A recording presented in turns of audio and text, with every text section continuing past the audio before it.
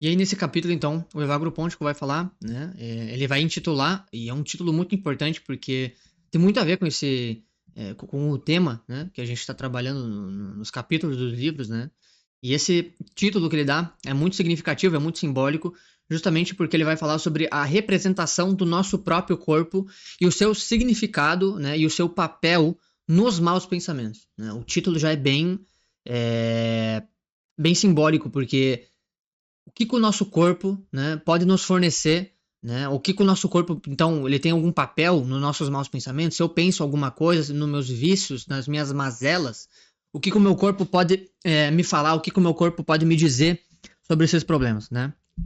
E é uma aula, aliás, não é uma aula que ele dá, mas é um pequeno capítulo, né? Um breve capítulo, algo em torno de 3 páginas, se eu não me engano, que ele vai falar sobre isso. E é um assunto um pouco complicado, mas depois eu tentei enxutar aqui, deixar um pouquinho mais fácil de compreensão, alguns exemplos mais práticos e tudo mais. Mas ele vai começar com uma coisa muito clara. Todos os objetos, a nossa realidade aqui, né? Nossa realidade do mundo e tudo mais, que a gente contempla, né? Tudo isso, tá? A gente contempla por meio dos objetos sensíveis. Por exemplo, o livro, o computador, as pessoas e tudo mais, né? Todos os objetos e as realidades que contemplamos acerca dos objetos sensíveis, tudo isso, né? Se torna para nós o quê? Uma lembrança, se torna uma associação daquilo que a gente contemplou. Né? Ou seja, eu vejo aqui o computador, eu vejo aqui a rede social, eu vejo aqui os vídeos, eu vejo aqui uma leitura, eu vejo isso, eu vejo aquilo, e aí a partir daquilo, então eu posso fazer uma contemplação, certo?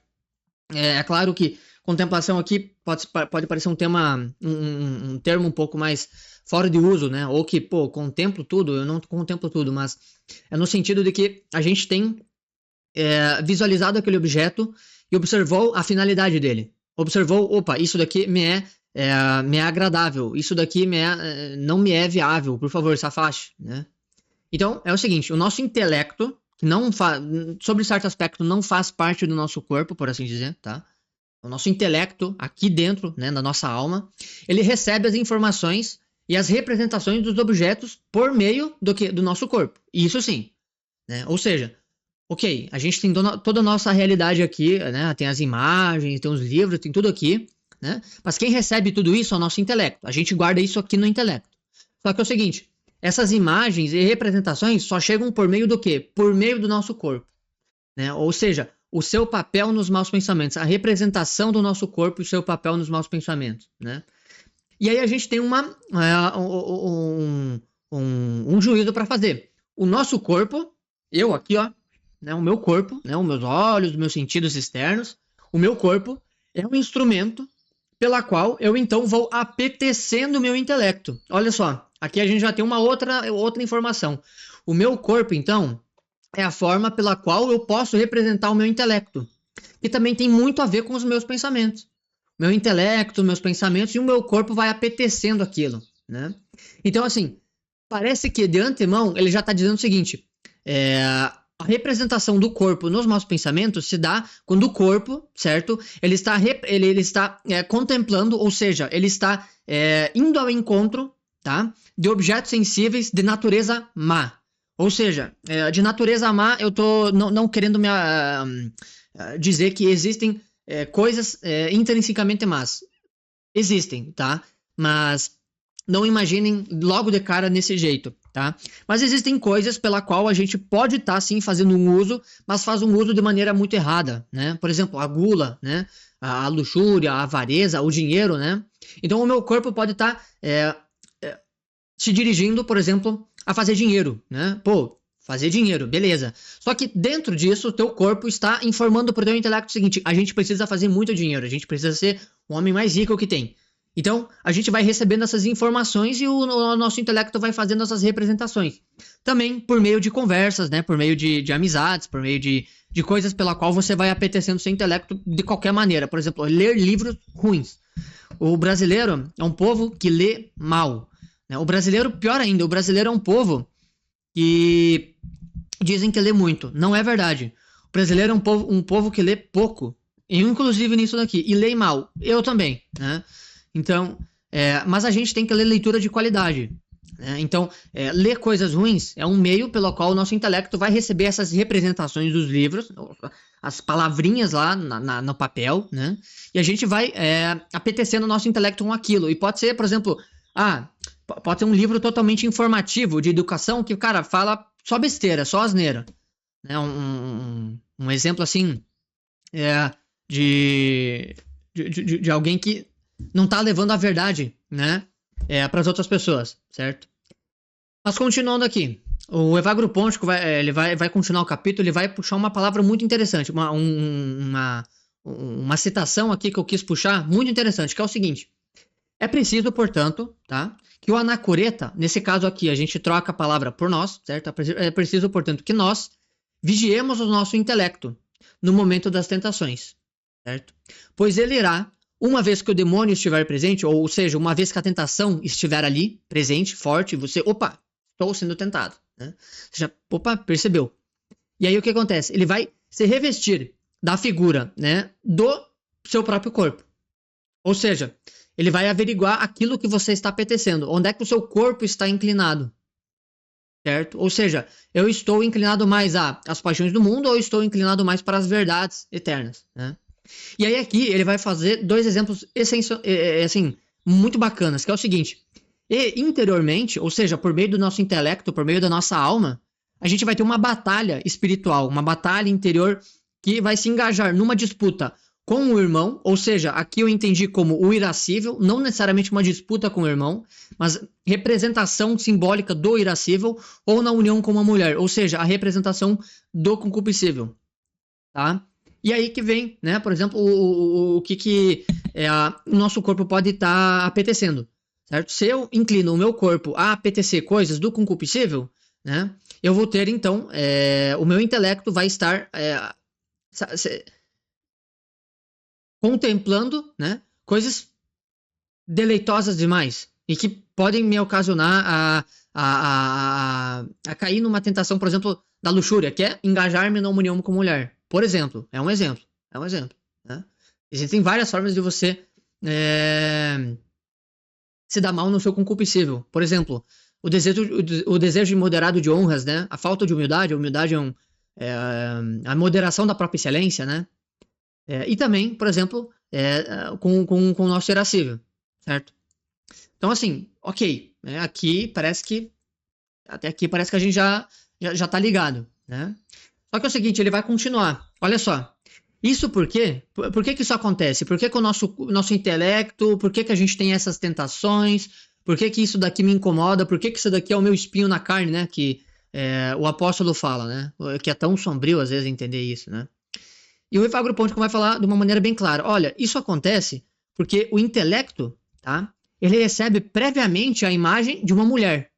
Ou seja, tem um monge, eu acho que vocês já viram alguma coisa assim, não sei, nas redes sociais, alguma notícia, alguma coisa assim, de um monge, e acontece muitas vezes. Isso daqui, esse cara deve ser vários exemplos, deve ter vários exemplos.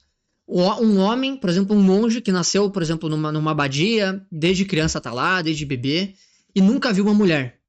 Nunca viu uma mulher, né? O intelecto, ele nunca recebeu previamente uma imagem de uma mulher, tá? Mas tem, por exemplo, a Virgem Maria, os ícones que ele pode venerar e tudo mais. Sim, é verdade. Isso é verdade. Mas, pô, o cara tem que ser um ermitão muito, muito, muito zeloso, tem que ser uma ordem muito, muito rígida, né? Para isso acontecer e tudo mais. Beleza, tanto faz, não importa, tá? Mas a noção de mulher dele vai ser somente uma versão pura, igual Adão e Eva. Adão e Eva, antes do pecado original, se viam numa visão substancial. Eles viam de maneira substancial o próximo, né? Eles estavam lá, o quê? Nus no Jardim do Éden, mas eles não tinham uma visão concupiscente um do outro. Eles estavam se enxergando de maneira no eu substancial. Eles enxergavam um ou outro como maior do que somente, sei lá, uma degradação das genitálias, por exemplo, né? Eles se enxergavam de uma maneira muito maior do que isso, tá? Assim como um monge. Pô, eu nunca vi uma mulher, mas eu vi a imagem da Virgem Maria, eu vi, não sei, ali, não sei, enfim, qualquer Gema Galgani, enfim. Eles recebem a imagem de uma mulher, mas eles não têm essa noção do que seria do prazer sexual, do que seria usá-lo e tudo mais. O nosso intelecto não. Aqui no século, né? Nós no mundo aqui não. A gente já tem uma ideia, né, do que é uma mulher. A gente consegue ter a noção de mulheres que, por exemplo, isso daqui fere a modéstia. Opa, isso daqui me excitou. Isso daqui eu gostaria de usar lá, o prazer sexual. Então a gente tem essa noção, nosso intelecto, ele recebe essa imagem por meio do nosso corpo e ele consegue fazer a contemplação por meio disso, tá? E é por isso que uma traição, né, um pecado de luxúria, né, e tudo mais, me parece que não é só um ato, e de fato não é. A intenção, né, do pecado, por mais que começa no corpo, já começa antes de tudo no olhar lascivo. Primeiro tem o olhar no corpo, mas parece que a intenção ela nasce ali no olhar lascivo da pessoa. Parece que tem alguma mistura da contemplação. Você recebe a imagem, o intelecto recebeu, e ele começa a contemplar aquilo com algum olhar mais malicioso, né? Eu, porém, lhes digo, todo aquele que olhar para uma mulher e desejar possuí-la, já cometeu adultério com ela no coração, né? É o que diz Jesus Cristo nas nossas Sagradas Escrituras, né? É por meio dali que começa, então, o pecado, por meio do consentimento do intelecto, certo? Isso não significa que colocar nós mesmos, ou seja, dirigir o nosso corpo para ocasiões que, isso daqui eu acho que não é prudente, não seja pecado. Também é pecado, né? Eu tenho problema com isso e vou muito à praia. Talvez não seja prudente ir, né? Talvez não seja prudente ter certas conversas com com aqueles amigos, ir naqueles lugares, né? Talvez já não seja prudente isso, certo? E aí o Evagrio Ponte continua, e ele vai falar algo muito bacana, que é o seguinte: é preciso então que o anacoreta, né, esteja sempre atento consigo mesmo, né? Esteja sempre atento, de modo que não haja palavra escondida em seu coração que seja ímpia. E aí o que significa isso? E aí eu fiz uma interpretação minha, tá? O que significa isso tudo? O que é a palavra ímpia que está escondida dentro do nosso coração? Eu entendi como aquilo que a gente conhece aqui por exame de consciência. Por quê? Porque a gente precisa estar atento e para captar o consentimento que a gente está dando para esses sentimentos, tá? Porque alguma palavra, alguma coisa dentro do nosso intelecto, que o nosso corpo recebeu, pode estar ainda de maneira muito impura, muito lasciva, pode estar sendo o nosso espinho na carne. E aí, a partir do meio do intelecto, a gente pode então pecar, né, por intenção. Porque tem alguma coisa no nosso coração que não está puro ainda, né? Nosso coração ainda não está revestido da pureza, certo? Então, me parece isso. Me parece que é o exame de consciência que a gente tem que fazer consigo mesmo frequentemente. Para onde é que eu estou me dirigindo? Eu estou me dirigindo para algo que eu acho que eu descobri. Eu acho que eu ainda... talvez eu esteja muito carente, talvez eu esteja observando muitas coisas de maneira muito apaixonada, né? Então, é importante estar atento para ver o que o nosso coração está dizendo sobre nós mesmos, certo? Porque algumas vezes esses pensamentos são muito sutis. Eles não são muito claros. Eles são, às vezes, muito enganadores, né? E continuando aqui, ele vai dizer o seguinte: o pensamento demoníaco, né, a tentação, é com efeito uma imagem do homem, uma imagem do homem sensível constituída interiormente. Ou seja, nosso corpo vê e aí o nosso intelecto, né, constitui interiormente aquilo que ela representa.